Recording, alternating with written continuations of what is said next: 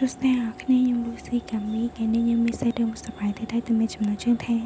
Pro Man 18 Pro ចឹងកុំឲ្យញញ៉ៃសំតបែលោកជូជាងជួយសាច់រឿងយកដល់អ្នកគ្នាទៅណាសេចក្តីមិនចាប់តាមណាទូប្រុសយើងទៅពីរនាក់ហ្នឹងបានបដាឆ្លាស់ខ្លាយគ្នានឹងបដូរក្តីចឹងតែពេលហ្នឹងទូប្រុសសក់ពណ៌រៀងប្រផេះយើងហ្នឹងក៏បានឲ្យមីថៃទូប្រុសយើងមួយចឹងឯតែជាបដាកូននឹងចេញមកគឺគេពេលហ្នឹងម្នាក់ស្រីហ្នឹងក៏បាននិយាយថាអូចាណាហើយទូប្រុសសក់ប្រផេះរបស់យើងក៏បានឆ្លើយតបវិញថាខ្ញុំទៅតែបានអញ្ជើញចេហ្នឹងក៏នឹងសួរបន្តទៀតថា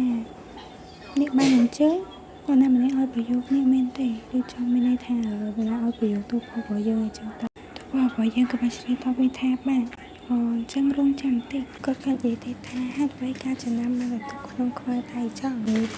ចាញ់រត់ថាកដានៅដូចកដាចាប់តសាច់រឿងទៅមានប្រាប់ទូប្រុសរបស់យើងក៏និយាយតទៅវិញថាខ្ញុំយកវាចាញ់ព្រោះថាវាទូប្រុសរបស់យើងក៏និយាយតទៅវិញថាខ្ញុំទុកវានៅក្នុងខ្មៅដែរនេះព្រោះថាព្រឹកនេះក៏នឹងបើកមើលខ្ញុំសង្ឃឹមថាអញ្ចឹងទៅចុះចេមួយនឹងក៏និយាយតវិញថាខ្ញុំក៏បានសរសេររូបបេះដូងពណ៌ក្រហមនៅលើវាដែរ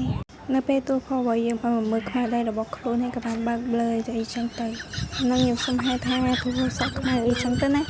ហើយទូប្រុសសុខភាពរបស់យើងក៏បានសេកក្នុងកណ្ដាលនឹងថាខ្ញុំចូលចិត្តនេះតែអ្នកស្រឡាញ់ខ្ញុំអត់សុំធ្វើសង្សាររបស់អូនបានអត់អីចឹងទៅហើយចេញមកចឹងអីណូ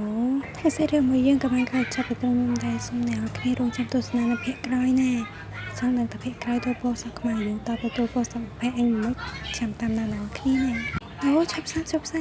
កុំភ្លេចចុចសញ្ញាកណ្ដឹងឲ្យនឹងចុច like ឲ្យមានម្នាក់មួយផងណាអរគុណ